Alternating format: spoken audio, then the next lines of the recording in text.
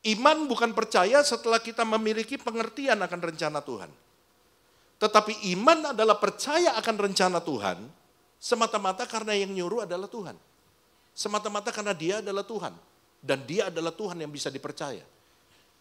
Walaupun kita nggak ngerti rencananya, tapi selama yang ngomong Tuhan, Tuhan adalah Tuhan yang bisa dipercaya. Kita lakukan, kita taat, itu namanya iman.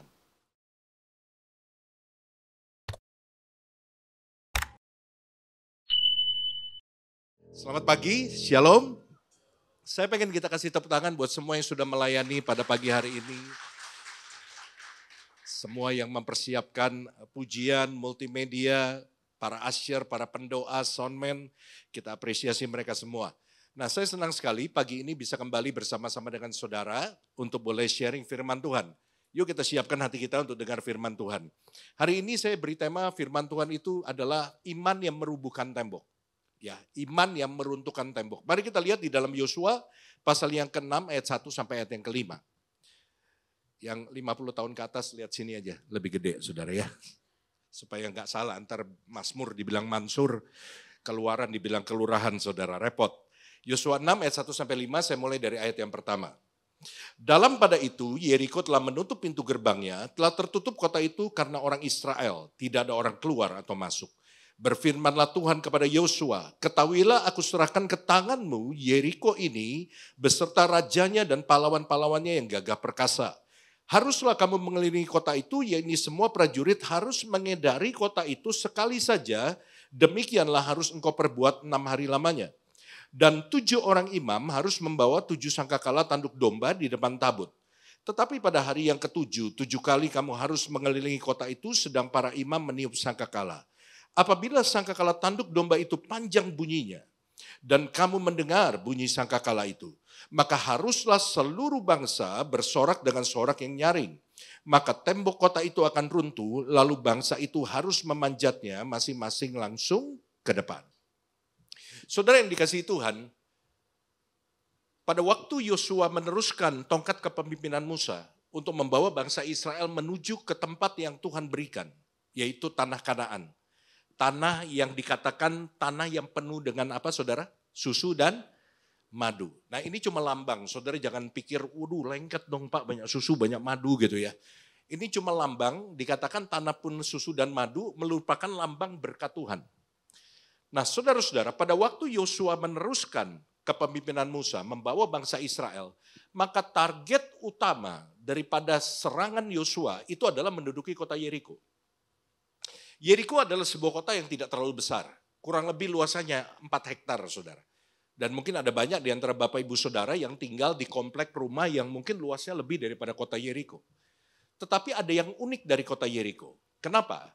Karena Yeriko ini merupakan kota perlindungan bagi penduduk Yeriko dan juga bagi kota-kota yang ada di sekelilingnya. Karena kota ini begitu kuat walaupun kecil saudara. Ada 2 alasan yang membuat kota Yeriko itu menjadi kota yang kuat sehingga sulit ditembus dan sulit dikalahkan oleh bangsa-bangsa. Karena itu ini menjadi fokus utama daripada perjalanan Yosua menuju tanah Kanaan. Alasan yang pertama, mengapa Yeriko itu begitu kuat? Karena kota ini dilindungi oleh sebuah benteng yang begitu megah, saudara. Tembok Yeriko yang mengelilingi kota Yeriko itu tingginya 14 meter dan lebarnya 6 meter. Tebalnya 6 meter, saudara. Jadi tembok ini begitu kokoh yang membuat kota ini terlindungi, sulit untuk ditembus. Dan yang kedua, faktor utama mengapa kota Yeriko itu menjadi kota yang kuat dan sulit untuk dikalahkan. Karena Yeriko ini dilindungi oleh dewa-dewa yang mereka sembah, yang dinamakan dewa-dewa Kanaan, saudara. Dan orang Yeriko percaya bahwa dewa-dewa Kanaan yang melindungi mereka inilah yang membuat Yeriko ini menjadi kota yang kuat. Saudara-saudara, Yosua fokus untuk mengalahkan kota Yeriko sebagai target serangan utama. Kenapa? Karena yang pertama, tanah Kanaan itu terletak di belakang kota Yeriko. Sehingga dengan menduduki kota Yeriko, maka Yosua dan bangsa Israel dipastikan akan masuk ke dalam tanah Kanaan. Seperti yang Tuhan janjikan. Dan yang kedua, Dengan mengalahkan Yeriko, Yosua ingin memproklamirkan, mendeklarasikan bahwa Allahnya bangsa Israel itu jauh lebih hebat, jauh lebih kuat daripada dewa-dewa Kanaan yang melindungi kota Yeriko. Bisa ngerti ya? Ini pelajaran sedikit jadi saudara ngerti gitu ya. Banyak orang tua sesat ngajarin anaknya. Berapa kali Yeriko dikelilingin? 7 kali. Nah ini sesat saudara. Banyak yang udah puluhan tahun dari Kristen baru tahu bahwa Yeriko itu bukan 7 kali saudara. 6 hari pertama 1 kali, hari ke-7 berapa kali? 7 kali. Jadi totalnya berapa kali saudara? 13 kali. Ya, kalau yang udah terlanjur sesat nanti pulang bikin permintaan maaf kepada anak saudara ya. Mami sudah sesat saudara. Ternyata hari ini mami dengar ada tambahan bahwa Yeriko dikelilingi 13 kali. Nah saudara-saudara yang dikasihi Tuhan. Dalam hidup kita sekarang ini, Yeriko ini bisa bicara soal hambatan, tantangan dalam hidup kita yang begitu kuat, yang seakan-akan tidak bisa kita tembus. Ada banyak orang berkata begini, Pak saya sudah berdoa Pak, saya sudah berdoa 1 tahun.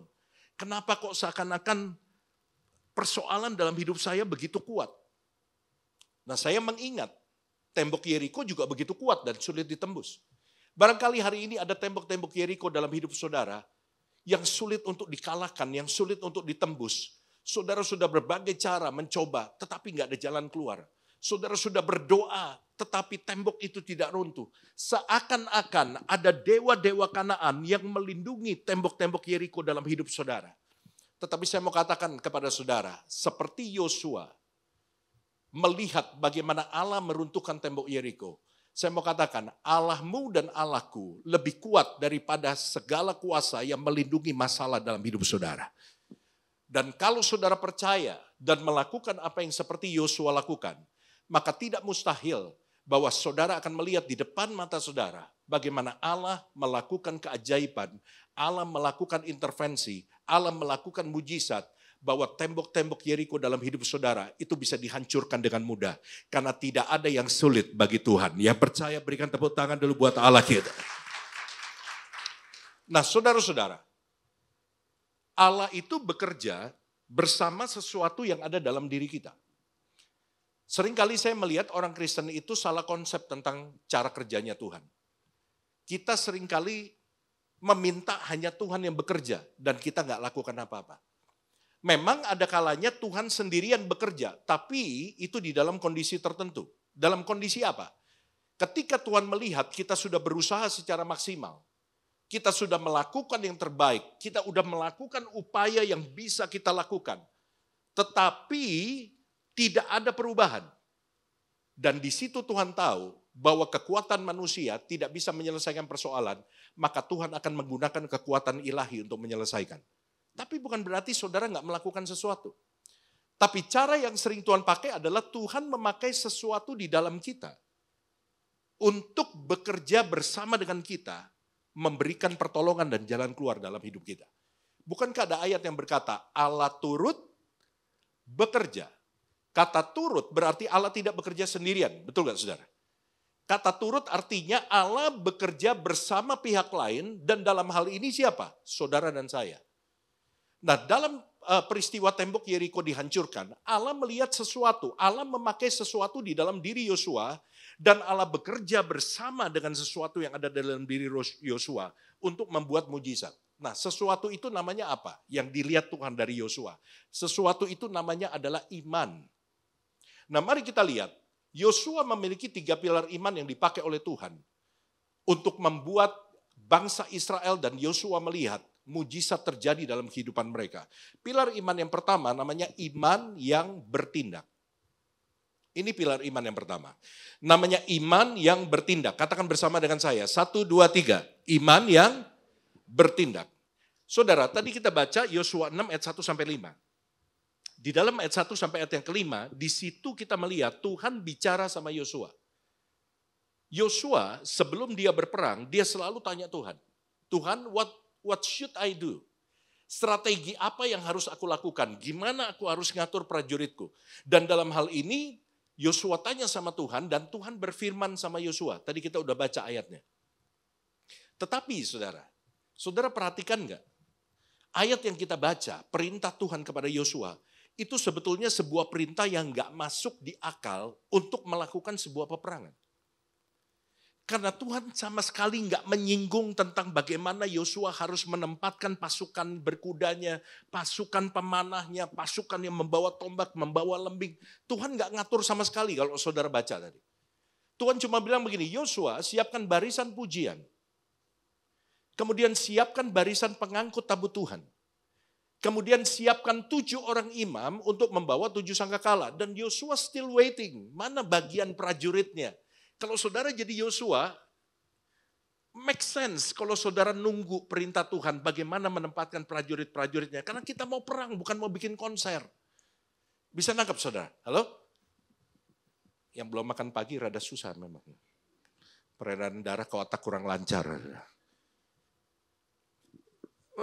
Masuk akal gak saudara? Kalau saudara mau perang, saudara pasti nunggu dong berita seperti itu. Yosua siapkan barisan pemanah di atas bukit sebelah selatan.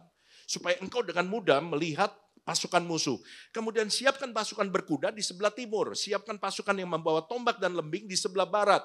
Dan yang harus kamu lakukan adalah ini, pasukan ini harus nyerbu dulu. Kita mau dengernya seperti itu dong. Halo? Make sense gak? Masuk akal gak? Masuk akal saudara. Tapi Tuhan sama sekali nggak ngomong itu. Tuhan cuma suruh siapkan barisan pujian, pengangkut tabut Tuhan, kemudian 7 orang imam membawa 7 sangkakala, dan kemudian Tuhan berhenti di situ. Tuhan nggak ngomongin pasukan, dan Tuhan bilang apa? Ini yang mesti kamu lakukan. Kelilingin tembok itu 6 hari pertama 1 kali, dan kemudian hari ke-7, 7 kali kamu harus kelilingin tembok itu. Dan kalau saudara baca ayat selanjutnya tadi, maka saudara akan melihat bahwa Tuhan juga memberikan perintah yang cukup aneh. Apa? Selama kamu kelilingin tembok itu, nggak boleh ada satupun orang yang bicara. Dan pasti nggak ada cewek di sini. Kalau ada cewek, batal ayatnya. Apalagi kelilingin tembok, aduh skincare gue luntur, bulu mata gue turun, gue nggak bisa lihat apa-apa. Nggak boleh ada yang ngomong, saudara. Menurut saudara perintah ini masuk akal gak untuk melakukan sebuah penyerangan? Nah. Dan secara manusia, Yosua mungkin berpikir bahwa it doesn't make sense. Tapi itu gak penting.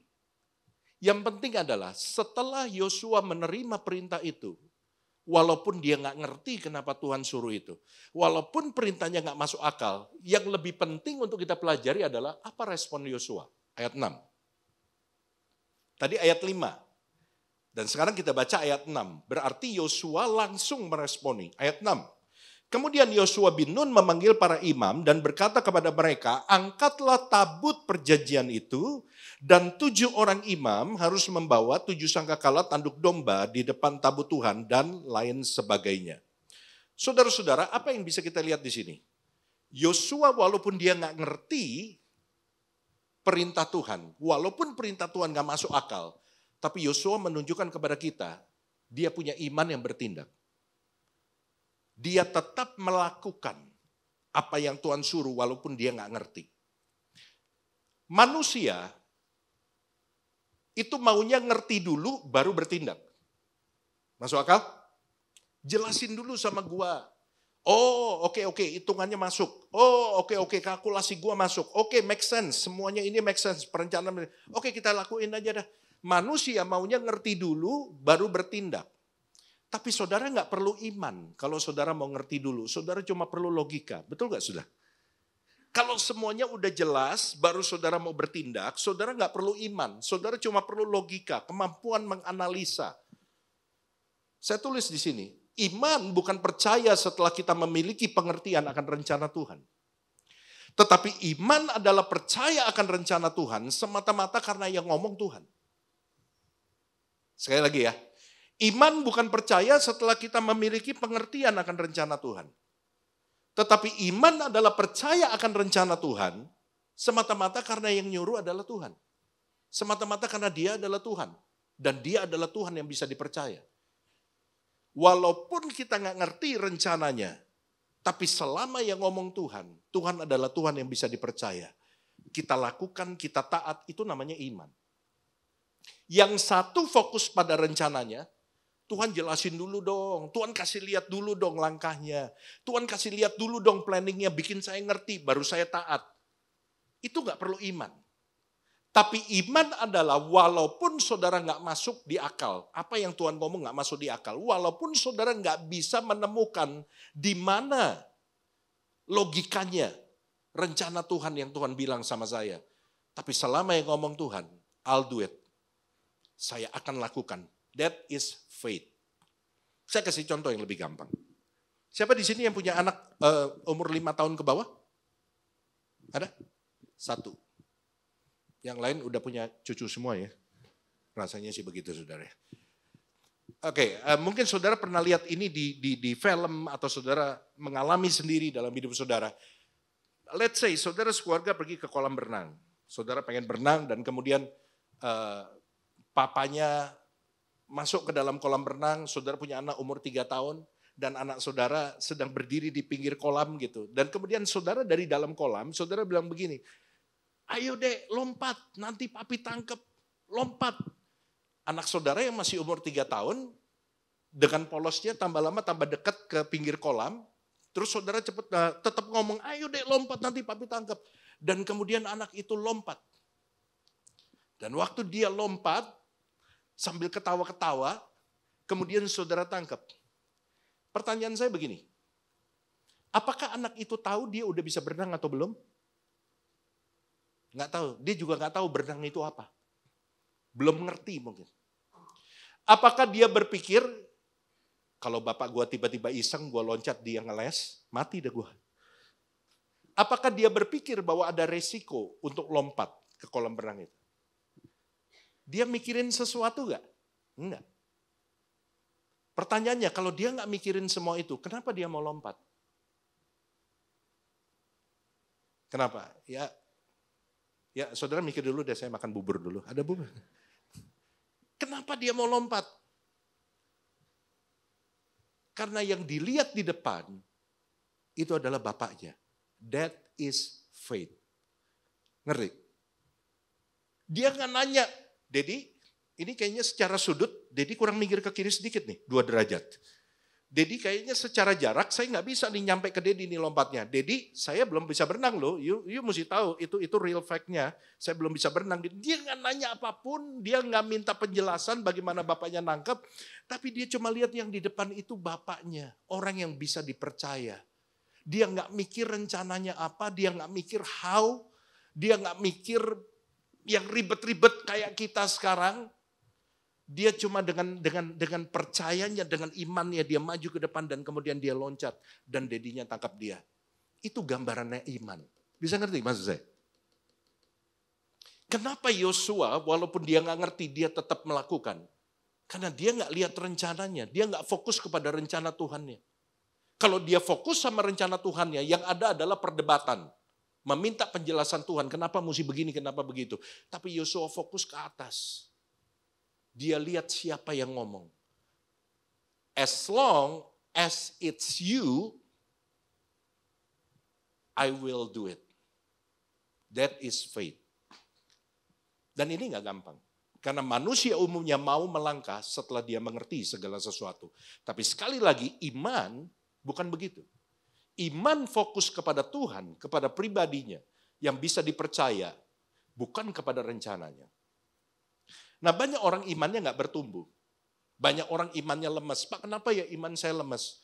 Kenapa? Jawabannya sederhana. Karena imanmu nggak pernah dilatih. Yakobus 2 ayat 17. Demikian juga halnya dengan iman. Jika iman itu tidak disertai perbuatan, maka iman itu pada hakikatnya adalah apa saudara?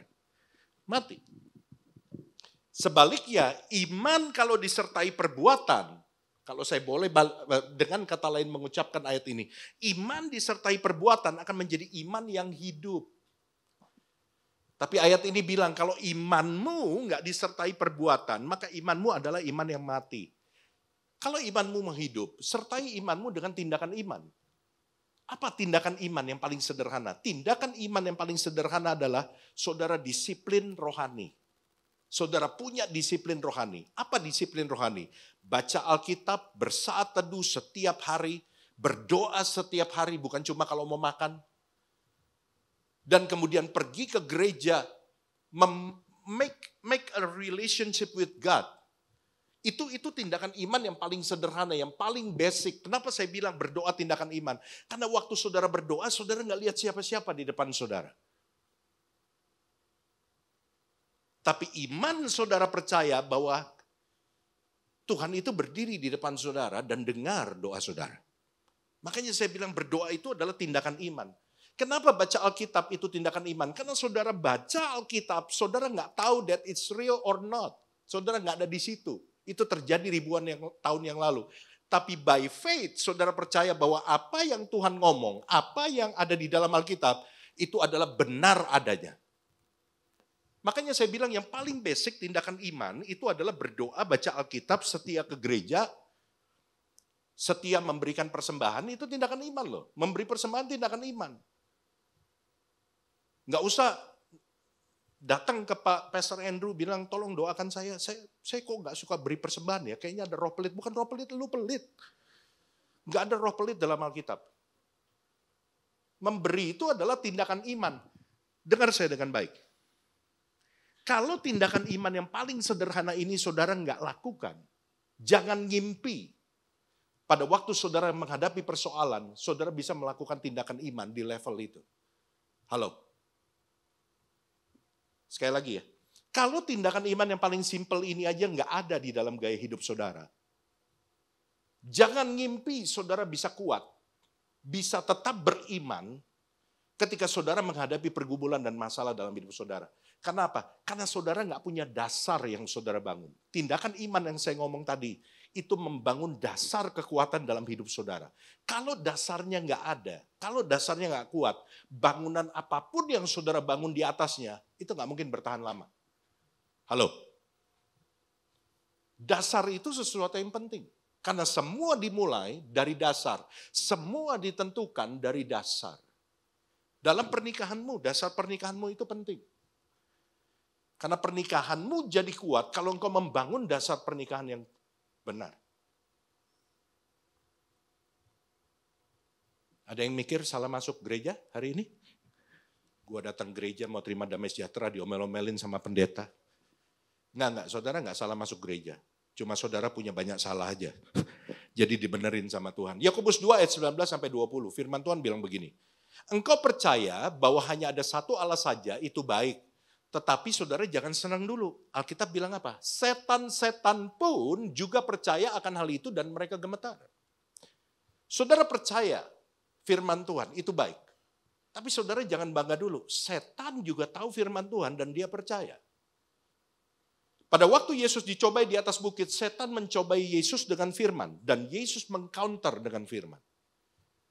Jadi kalau saudara cuma bereforia di gereja setiap hari Minggu, firman Tuhan bilang apa, saudara bilang amin, amin. Saudara nyanyi, loncat-loncat. Injak iblis dengan kuasa Allah. Iblis takut gak? Enggak, dia ketawa. Ntar di rumah gantian gue injak-injak lu. Karena dia tahu saudara cuma bereforia di gereja doang. Begitu di luar gereja, saudara babak belur sama setan. Kenapa? Karena saudara tidak menghidupi iman saudara. Kenapa setan yang percaya kepada firman dia tetap jadi setan? Karena dia cuma percaya dan dia tidak menghidupinya. Ngerti? Kalau setan-setan di Pluit ini percaya sama firman Tuhan dan dia menghidupinya, hari ini dia udah duduk di sebelah saudara. Dia udah bertobat, dia udah jadi Kristen, gak jadi setan lagi saudara. Kalau saudara mau beda levelmu sama setan, jangan cukup percaya, tapi hidupi apa yang saudara percaya. Maka imanmu akan kebangun. Maka engkau sedang membangun dasar yang kuat. Ayat 20 bilang begini, hai manusia yang bebal, maukah engkau mengakui sekarang bahwa iman tanpa perbuatan adalah iman yang kosong? Kata kosong dalam Alkitab artinya apa? Tidak mengerjakan sesuatu. Kenapa hidupmu tidak berbuah? Karena imanmu tidak mengerjakan sesuatu dalam hidupmu. Kenapa hidupmu terasa kosong, hidupmu terasa hampa? Engkau pergi ke gereja senang-senang nyanyi 1,5 jam, dengar firman dan kemudian pulang hidupmu hampa. Kenapa engkau babak belur di dalam kehidupan saudara? Padahal engkau rajin pergi ke gereja cuma seminggu sekali doang. Karena imanmu kosong, tidak mengerjakan perubahan dalam hidupmu. Kenapa? Karena saudara cuma percaya, tapi saudara nggak pernah melakukan tindakan iman. Pulang gereja, kerja, nipu lagi, bohong lagi, dugem lagi, narkoba lagi. ngomong kotor lagi, pikirannya kotor lagi. Minggu cuci dosa, gereja kayak mesin cuci, saudara. Saudara cuma bersih 1,5 jam doang. Itulah sebabnya Alkitab bilang apa? Imanmu tidak mengerjakan perubahan apapun dalam hidup saudara. Belum yang Kristen kapal selam. Nongolnya kalau Natal sama Paskah. Karena dia tahu kalau Natal sama Paskah dapat lemper sama teh kotak. Mana bisa imanmu hidup? Yakobus 2 ayat 22 bilang begini. Kamu lihat bahwa iman bekerja sama dengan apa? Perbuatan-perbuatan. Udah 3 ayat nih saudara. Iman, perbuatan. Iman dengan perbuatan. Dan oleh perbuatan-perbuatan itu iman menjadi sempurna. Karena itu saudara, hari ini saya nggak tahu apa kondisi saudara. Mungkin saudara sedang menghadapi tembok Yeriko di depan saudara. Setiap kali saudara berdoa, saudara dengar firman, ada pesan yang sama yang Tuhan berikan buat saudara. Tapi kok nggak masuk akal pesannya? Saya mau katakan, jangan ribet sama pesannya. Kerjain aja. Seperti orang bilang begini, ilmu tanpa eksekusi itu nggak ada artinya. Ada banyak orang pinter di sekolah doang. IP-nya 4. Saya punya teman saudara, waktu seangkatan saya kuliahnya 2. Jadi kalau pagi dia kuliah sama saya teknik, kalau sore dia kuliah ekonomi. Dan lulus dalam waktu bersamaan, dua-duanya cum laude. Saya bingung, otaknya isinya apa. Tapi setahun kemudian setelah lulus, dia telepon sama saya. Jeff, ada kerjaan nggak buat gua? Anak IP 4 lulusan cum laude nyari kerjaan sama gua. IP saya cuma 3 lebihan dikit lah. Ya, lebih-lebih dikit lah. Sisanya saya kasih teman saya semua. Biar mereka naik juga IP-nya. Lulus 2 mata kuliah, dua jurusan cum laude, nyari kerja sama saya. Ilmu tanpa tahu mengeksekusi, itu nggak ada artinya. Sama dengan iman. Engkau percaya firman Tuhan, tapi engkau tidak melakukan firman Tuhan, nggak akan ada perubahan dalam hidup. Yang ngerti katakan amin. Yang mau melakukan berikan tepuk tangan dulu buat Allah kita. Oke, sebelum masuk ke poin yang nomor 2. Poinnya cuma ada 3, tenang aja. Tapi yang nomor 3 ada 60 poin kecil di bawahnya, saudara. Saya tulis satu quote begini, seringkali Tuhan menunggu Anda untuk bergerak lebih dulu, baru Ia akan menunjukkan arahnya kepada Anda. Ini iman. Anda belum lihat arahnya, Anda belum lihat pijakan batunya, seperti Petrus, tapi Anda tetap melangkah. Petrus tetap melangkah keluar dari perahu. Gelombang tidak berubah, laut tidak berubah jadi tanah kering. Tapi ketika kakinya menjejakkan di air, setiap pijakan kakinya, itu Tuhan buat air itu bisa menopang seluruh berat badannya. That is faith. Yang kedua, pilar iman yang kedua namanya adalah iman yang konsisten. Ayat 13-14, firman Tuhan berkata begini, maka berjalanlah juga ke 7 orang imam yang membawa ke 7 sangkakala tanduk domba itu di depan tabut Tuhan. Sambil berjalan mereka meniup sangkakala, sedang orang-orang bersenjata berjalan di depan mereka dan barisan penutup mengikut tabut Tuhan. Sementara sangkakala terus-menerus ditiup. Demikianlah pada hari kedua mereka mengelilingi kota itu sekali saja lalu pulang ke tempat perkemahan. Dan begitulah dilakukan mereka 6 hari lamanya. Sebetulnya apa yang dilakukan Yosua itu sangat beresiko. Karena sebelum Yosua melakukan serangan itu, kalau saudara baca di dalam ayat pertama tadi, dikatakan Yeriko telah menutup pintu gerbangnya. Artinya mereka berjaga-jaga karena mereka tahu Yosua dan bangsa Israel mau menyerbu kota mereka. Dan kemudian di dalam ayat tadi kita katakan bahwa selama Yosua mengelilingi tembok itu, sangkakala itu terus menerus apa? Ditiup. Jadi bunyi yang terdengar adalah bunyi sangkakala. Dan gak mungkin orang Yeriko itu gak dengar bunyi sangkakala itu. Dan kalau mereka ngintip, mereka lihat musuh mereka di depan, gak ada rencana untuk menyerbu, cuma kelilingin doang, dan kemudian gak melakukan apa-apa, mereka dengan mudah bisa menyerang bangsa Israel dan bangsa Israel bisa mati kocol. Pernah gak terpikir sama saudara? Bahwa di situ mereka mempertaruhkan hidup mereka, mereka bisa mati konyol. Nah, waktu Yosua kelilingin tembok itu pertama kali, ada perubahan nggak? Temboknya mulai retak gitu, nggak ada. kedua kali, 3 kali, 4 kali, bahkan di hari ke-7. Di kali yang ke-7, waktu mereka mulai kelilingin tembok itu, belum kelar, mereka nggak ngelihat perubahan sedikit pun. Nggak ngelihat tanda-tanda tembok ini bakalan runtuh. Tapi apa yang mereka lakukan? Walaupun mereka nggak ngelihat perubahan, mereka tetap melakukan dengan cara yang Tuhan suruh. Ini yang saya bilang iman yang konsisten. Walaupun engkau tidak melihat perubahan dari kondisi yang saudara harapkan, saudara tetap berdoa. Ini iman yang konsisten. Walaupun saudara belum melihat apa yang saudara doakan, ada tanda-tanda terjadi dalam hidup saudara. Saudara tetap percaya sama Tuhan. Ini iman yang konsisten. Walaupun saudara tidak melihat sesuatu sesuai dengan harapan saudara. Seakan-akan Tuhan diam, Tuhan membisu, Tuhan menutup telinganya terhadap doa saudara. Tapi saudara tetap percaya, saudara tetap ke gereja, saudara tetap menaruh pengharapanmu sama Tuhan. Ini yang namanya iman yang konsisten. Dan banyak orang Kristen gagal melihat kemuliaan Tuhan dinyatakan karena mereka nggak memiliki iman yang konsisten. Iman yang konsisten membutuhkan daya tahan yang cukup besar untuk tetap melakukan dengan cara yang sama walaupun mereka belum melihat ada tanda-tanda yang berubah. Dan mungkin ini keadaan saudara hari ini. Yosua tidak merubah. Yosua tidak melakukan, tidak mengatakan kepada pasukannya, kita nggak ngelihat ada perubahan, udah dah kita diam-diam aja dah di perkemahan. Enggak. Mereka mengelilingi dengan cara yang sama. Yosua mengajarkan kepada kita bahwa iman yang konsisten itu akan membuat saudara tiba pada waktunya Tuhan dan melihat apa yang saudara doakan, itu Tuhan buat di depan mata saudara. Dalam satu kisah di dalam Alkitab, multimedia bisa dilompatin satu slide di dalam 1 Samuel 1 ayat 7. Ada seorang laki-laki namanya Elkana. Elkana punya 2 orang istri. Istri yang pertama Hana. Hana nggak bisa kasih keturunan dan pada waktu itu diperbolehkan untuk mencari seorang istri lagi yang bisa memberi keturunan. Maka Elkana ngambil istri lagi namanya Penina. Nah Penina ini bisa memberikan keturunan kepada Elkana. Nah Hana adalah orang yang berdoa. Dia berdoa meminta Tuhan itu melakukan mujizat, membuka kandungannya supaya dia bisa memberikan keturunan. Setiap kali Hana pergi ke rumah Tuhan, karena pada waktu itu orang Israel hanya 1 tahun sekali. Alkitab bilang begini, 1 Samuel 1 ayat 7.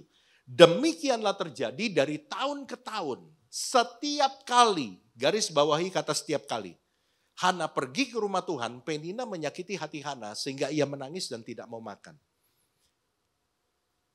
Setiap kali Hana pergi ke rumah Tuhan, setiap kali artinya selalu artinya tidak pernah tidak terjadi, betul? Selalu itu artinya pasti terjadi. Sehingga saya membayangkan setiap kali Hana mau keluar pergi ke rumah Tuhan, dia udah punya bayangan nih apa yang akan dia alami. Bahwa nanti gue akan ketemu sama istri muda suami gue dan gue akan dibully. Dan dibulinya itu cukup hebat, karena Alkitab bilang apa? Hana sampai nangis dan gak mau makan. Dan saya membayangkan Hana dibully dengan begitu hebat. Dia sudah membayangkan bahwa dia akan menerima bulian dari istri muda tuannya. Tapi Alkitab bilang apa? Hana tetap pergi ke rumah Tuhan. Walaupun dia tahu apa yang akan dia alami. Dan satu waktu Tuhan mendengar doa Hana. Tuhan membuka kandungan Hana. Dan Hana melahirkan anak-anak. Bukan cuma 1, bahkan lebih. Dan dari keturunan Hana, Tuhan melahirkan seorang nabi yang mengurapi seorang raja yang besar, yaitu Raja Daud. Dari keturunan Hana. Miliki iman yang konsisten. Jangan nyerah. Minta kekuatan dari Tuhan. Jangan selalu minta Tuhan, Tuhan lewatkan masalah ini daripadaku. Sometimes Tuhan mengizinkan masalah terjadi dalam hidup kita untuk membuat iman kita lebih kuat. Iman kita naik ke level yang lebih tinggi. Jangan minta Tuhan bawa persoalan itu. Tuhan singkirkan masalah ini dari kehidupanmu. Kalau itu terjadi, saudara akan tetap tinggal di level yang sama. Tuhan mau level saudara naik. Tetapi minta sama Tuhan, Tuhan berikan aku kekuatan sehingga aku mampu melewati level ini. Sehingga nanti di ujungnya aku ada di level yang lebih tinggi. I become stronger. Saya menjadi orang yang lebih percaya, saya menjadi orang yang lebih kuat, saya akan menjadi orang yang punya pengalaman yang lebih banyak bersama Tuhan. Because my God is alive. Makasih buat aminnya. Sebelum kita masuk poin yang ketiga yang terakhir. Ada satu quote yang saya tulis begini. Kita tidak selalu dapat mengerti jalannya Tuhan. namun kita selalu dapat mempercayainya. Tuhan gak selalu buat rencananya apa yang dia suruh, saudara ngerti. Kadang-kadang lebih sering kita gak ngerti, kenapa kok Tuhan suruh saya begini, kenapa kok Tuhan suruh saya begitu, kenapa kok saya minta pemasukan, Tuhan berkati saya secara keuangan, Tuhan suruh saya untuk bagi-bagi makanan ke orang miskin. Loh Tuhan, saya ini butuh pemasukan, bukan butuh pengeluaran. Tapi Tuhan suruh saya bagi-bagi makanan ke orang miskin. At the end you will know bahwa Tuhan suruh saudara nabur dulu. Karena tuaian saudara itu sudah habis, benihnya sudah habis. Dan kalau saudara nggak nabur, saudara nggak akan bisa nuai apapun. That's why Tuhan seringkali suruh bagi dulu. You are sowing the seed. Saudara sedang menabur benih yang nantinya akan saudara tuai dalam hidup saudara. Sometimes we don't understand. But even you don't understand, you can trust all the plan of God. Walaupun saudara nggak ngerti rencana Tuhan, saya mau katakan, engkau bisa mempercayai penuh bahwa tidak ada rencana Tuhan yang mendatangkan kecelakaan. Rancangannya adalah hari depan yang penuh dengan harapan. Berikan tepuk tangan yang paling meriah buat Allah gitu. Yang ketiga, yang terakhir, iman yang sabar dan tekun. Ayat 14 dan 15, kita baca ayat 15 saja, tadi 14 kita udah baca. Tetapi pada hari yang ketujuh mereka bangun pagi-pagi ketika fajar menyingsing dan mengelilingi kota itu dengan 7 kali dengan cara yang sama. Hanya pada hari itu mereka mengelilingi kota itu 7 kali. Saudara-saudara, memang gak sering Tuhan kasih tahu waktunya. Bahkan lebih sering Tuhan gak kasih tahu waktunya. Kita selalu nanya, Tuhan kapan ini akan berakhir? Tuhan gak ngasih tahu. Tapi dalam kasus ini, Yosua dikasih tahu bahwa pada hari yang ketujuh dan kali yang ketujuh, engkau akan mengalami mujizat. Tetapi saudara, sometimes walaupun kita udah dikasih tahu, kita tuh suka gak sabar. Kayak anak kecil gini, papi aku minta sepeda. Oke, kamu sekarang kamu baru TK. Nanti kalau kamu kelas 2 SD, papi beliin kamu sepeda. Itu anak kecil ya, dia udah dikasih tahu nih, bahwa dia mesti nunggu 2 tahun. Tapi selama penantian 2 tahun itu, dia ngiyang terus, aduh papi deh sekarang aja. Itulah manusia, betul gak? Kalau kamu baca Alkitab, sampai kelas 2 SD, setiap hari baca Alkitab, papi akan kasih kamu. Tapi banyak anak kecil, ya dia pertamanya semangat baca Alkitab, seminggu doang. Udah lewat seminggu dia ngiyang, aduh papi kelamaan papi, aduh gini. Setahun kemudian dia berasa, padahal udah dikasih tahu loh tinggal setahun lagi, 2 tahun. Tapi banyak anak-anak akhirnya dia berhenti, udahlah aku gak mau baca Alkitab. Padahal udah dikasih tahu waktunya. Itulah manusia. Dablek bahasa Inggrisnya. Saudara. Tapi Yosua, dia ngikutin terus sampai akhir. Perhatikan, sabar dan tekun. Kenapa kok sabar mesti berpartner dengan ketekunan? Karena kesabaran tanpa ketekunan itu tidak akan menghasilkan apa-apa. Tuhan gak suka orang malas. Do your best and let God do the rest. Saya katakan tadi, Tuhan akan intervensi ketika dia lihat engkau sudah lakukan yang terbaik. Tapi ketika Tuhan gak lihat saudara lakukan apa-apa, dia juga gak mau. Karena dia gak mau kita jadi malas. Dia gak mau kita jadi malas. Ada anak muda datang sama saya, kok doain saya dong kok. Doain buat apa? Saya mau kerja. Oh, oke, kamu baru lulus ya? Oh enggak, saya udah lulus dari 2 tahun yang lalu kok. Saya lulusan Amerika di University of Berkeley. Keren amat. Oh terus kamu cuti dulu 2 tahun, sekarang baru mau cari kerja. Oh enggak, saya begitu lulus udah cari kerja. Tunggu. Jadi dari 2 tahun lalu kamu udah cari kerja dan belum dapat? Iya. Nah ini something wrong. Lulusan Berkeley, Amerika Serikat, universitas bergengsi, saudara. Nggak mungkin nggak dapat kerja. Oke, saya mulai ngorek nih. Kalau bahasa pemusik ngulik.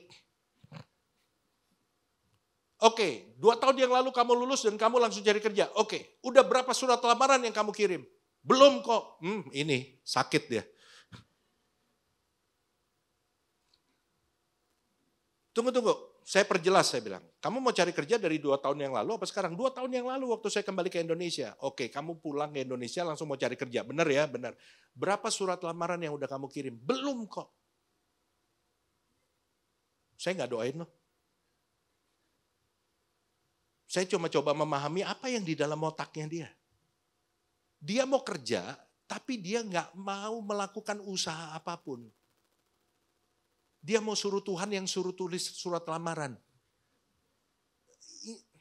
Doesn't make sense. Ini bukan cara kerjanya Tuhan. Nangkep. Kamu usaha dong, kirim surat lamaran sebanyak-banyaknya, terus kamu doa sambil nunggu. Kalau perlu kamu sambil doa, kamu kirim lagi, kamu doa lagi. Itu cara kerjanya. Kayak saudara mau punya jodoh, Pak doain saya Pak, saya udah kepala 3 belum punya jodoh. Saya bilang enggak, kepala lu 1 kok. Umur lu aja yang udah mulai 3. Doain saya supaya saya punya jodoh. Tapi orang yang minta didoain supaya punya jodoh, setiap Jumat pulang kerja, diajak sama teman-temannya, yuk ngumpul yuk, gue kenalin sama teman-teman gue, siapa tahu jodoh lu ada di situ. Enggak pernah mau. Diajak pergi bareng, hari Minggu pulang gereja, diajak pergi, enggak pernah mau. Ngapain aja? Iya saya enggak mau Pak, kenapa? Saya cuma mau berharap sama Tuhan. Jadi setiap kali saya pulang, saya doa di kamar. Lu doa di kamar, Tuhan juga enggak ketemu ada orang di situ buat jodoh lu. Yang ada boneka Doraemon yang lagi ngeliatin lu dengan sedih. Ini orang hopeless banget. Halo, usaha dong. Usahanya yang benar.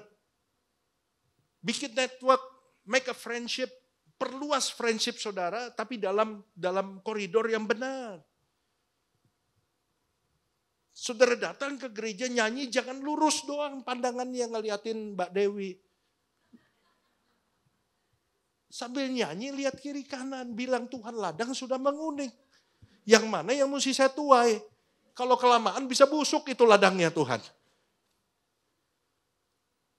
Kita nggak pernah tahu cara kerjanya Tuhan, betul nggak? Tapi selama saudara berusaha, Tuhan senang. Siapa tahu di sini saudara lagi cari jodoh, keluar dari tempat ini saudara dapat. Saudara keluar ada jemaat yang mau masuk, saudara lihat nih cewek kok diem aja gitu di pinggir. Tiba-tiba Tuhan menggerakkan hati saudara. Nih cewek mukanya sedih gitu. Saudara samperin. Saudara bilang sama dia, Gwencana. Siapa tahu kemudian kenalan. Kemudian dapat jodoh diberkati nama Pastor Andrew di sini. Bagi Tuhan gak ada yang mustahil. Berikan tepuk tangan dulu buat Allah gitu. Yang udah kawin ngapain tepuk tangan? Mau gwencana-gwencanaan. Loh, saya kasih contoh yang paling simpel. Karena dari contoh-contoh yang saya kasih sama saudara, banyak teman-teman saya ngalamin itu. Jadi ini bukan hanya sekedar ilustrasi. This is real. God can do anything for you. Selama dia lihat saudara mau berusaha, sabar dan saudara juga tekun. Yosua sabar dan Yosua tekun. Sehingga Ibrani 11 ayat 30 ditulis. Saya minta pemain musik, teman-teman pemain musik untuk maju ke depan. Kita baca sama-sama. 1, 2, 3. Karena iman, maka runtuhlah tembok-tembok Yeriko setelah kota itu dikelilingi 7 hari lamanya. Alkitab nggak mencatat karena kekuatan prajurit Yosua, karena kehebatan strategi perang Yosua. Yosua nggak lakukan apapun sehingga Alkitab cuma mencatat sesuatu yang mendasar yang membuat tembok itu runtuh. By faith, the wall was trembled down. Karena iman, maka tembok itu runtuh. Siapa sih kita? Kita nggak punya kekuatan apa-apa, betul nggak? Sometimes kita pikir kita tuh pinter. Kita jago cari duit. Alkitab bilang, peringatkan kepada orang kaya. Cari di Alkitab, bahwa kemampuan untuk menghasilkan uang itu datangnya dari Tuhan. Saudara boleh pinter. Pak, IQ saya nopek go pak. Ya korting dikit lah, nopek salah. Saudara boleh punya IQ nopek go. Malaikat jalan gak sengaja kesenggol saudara. Otak saudara lurus miring dikit. Blow on saudara. Saudara boleh kerja dari pagi sampai malam, tapi kalau nggak ada berkat Tuhan di situ, nggak ada apapun. Tapi ada orang yang cinta Tuhan, kerja ya sesuai waktunya kerja, tapi dia bisa menikmati bersama dengan keluarga. Kenapa? Karena kunci daripada keberhasilan itu bukan karena saudara berapa jam saudara kerja, tapi saudara nggak boleh malas. Tapi ini dasarnya, kunci daripada keberhasilan, karena berkat Tuhan ada di atas hidup saudara. Berkat Tuhan ada di atas hidup saudara. Kalau saudara menjadi orang yang mengasihi Tuhan, saudara menaruh pengharapan pada Tuhan, dan saudara percaya kepada Tuhan. Quote terakhir, iman dan kekhawatiran gak bisa berjalan bersama. Anda harus memilih yang Anda biarkan bertumbuh dalam hidup Anda. Mana yang Anda mau kasih makan? Imanmu atau kekhawatiranmu? Kalau Anda mau kasih makan kekhawatiranmu, lihat aja situasi sekelilingmu. Anda jadi takut. Dengerin perkataan orang yang negatif, Anda jadi takut. Kalau Anda mau imanmu jadi besar sehingga nggak ada ruang untuk kekhawatiran, dengarkan apa kata Tuhan dalam hidup saudara. Saya berdoa supaya firman Tuhan ini memberikan insight yang baru buat kita. Ada satu lagu yang saya ingin kita belajar dari album NDC Worship yang terbaru. Aman ya? Aman. Kasih tepuk tangan dulu buat pemusiknya. Satu lagu yang berkata, Tuhan sanggup buka jalan bagi orang yang percaya janjinya. Dalam setiap perkaraku, ku temukan Kau setia, tangan Tuhan memegang hidupku, menopangku. Tuhan sanggup buka jalan bagi semua yang percaya janjinya. Kekuatan, pertolongan selalu ada bagiku. Yang percaya berikan tepuk tangan buat Allah kita. Mari bangkit berdiri bersama-sama. Mari katakan, dalam setiap perkaraku, ku temukan Kau setia, tangan Tuhan memegang hidupku, menopang. Mari dengan percaya katakan, Tuhan sanggup buka jalan bagi semua yang percaya janjinya. Kekuatan, pertolongan selalu ada. Oh, Kau sanggup Tuhan. Oh, buka jalan bagi semua yang percaya janjinya.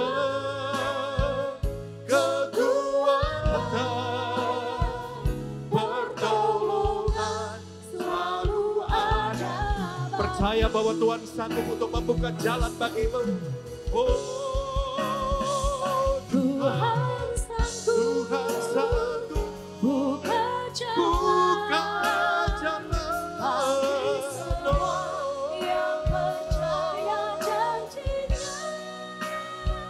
Kekuatan, pertolongan selalu ada. Mari katakan lagi dengan iman, Tuhan sanggup. Tuhan sanggup buka jalan bagi semua yang percaya janjinya.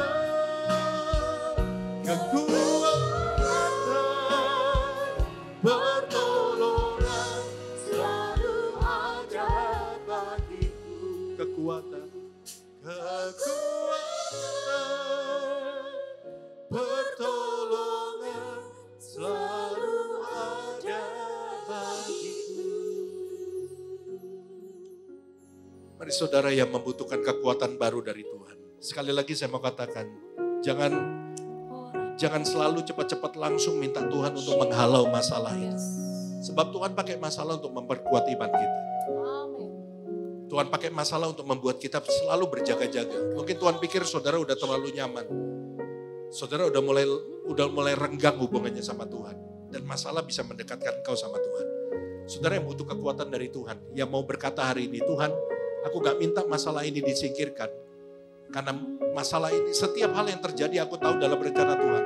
Tapi aku minta kekuatan untuk aku bisa sampai kepada waktunya Tuhan. Kalau itu doamu, di mana kau berdiri angkat kedua tanganmu, saya mau berdoa buat saudara. Bapak, kau lihat setiap teman-teman hambamu yang mengangkat tangan pada siang hari ini. Hari ini Tuhan, kami bersepakat untuk mempercayai bahwa setiap hal yang terjadi dalam hidup kami itu udah minta izin dulu sama Tuhan. Wow, amin. Masalah itu gak mungkin datang langsung dalam hidup kami. Tuhan perlu mengizinkan. Dan kalau Tuhan mengizinkan, itu semua untuk mendatangkan kebaikan. Amin. Karena itu Tuhan, apa yang kami alami hari ini, kami mau katakan siang hari ini, semua mendatangkan kebaikan bagi kami. Amin. Berikan kekuatan kepada kami Tuhan. Karena seringkali kami hanya melihat apa yang di depan mata kami dan kami jadi stres. Karena gak ada jalan, gak ada ruang, gak ada celah. Gak ada pintu yang terbuka. Seakan-akan Tuhan gak bekerja. Seakan-akan Tuhan menutup telingamu dan terhadap doa-doa kami. Tapi pagi ini kami tahu bahwa you are not like that. Engkau gak begitu. Engkau selalu dengar doa kami. Karena itu doa kami pagi ini. Berikan kami kekuatan. Amin. Untuk terus berjalan dengan percaya. Gak melihat apa yang di depan mata kami. Tapi melihat siapa yang berjalan bersama dengan kami. And that is you, Lord. Dan kami percaya berjalan bersama dengan Tuhan. Kami akan kuat sampai kepada waktunya Tuhan. Amin. Dan kami akan melihat kemuliaan Tuhan dinyatakan dalam hidup kami. Berikan kekuatan yang baru buat setiap kami Tuhan. Materaikan firman-Mu dalam hati kami. Terpujilah nama-Mu selama-lamanya. Dalam nama Yesus. Dalam nama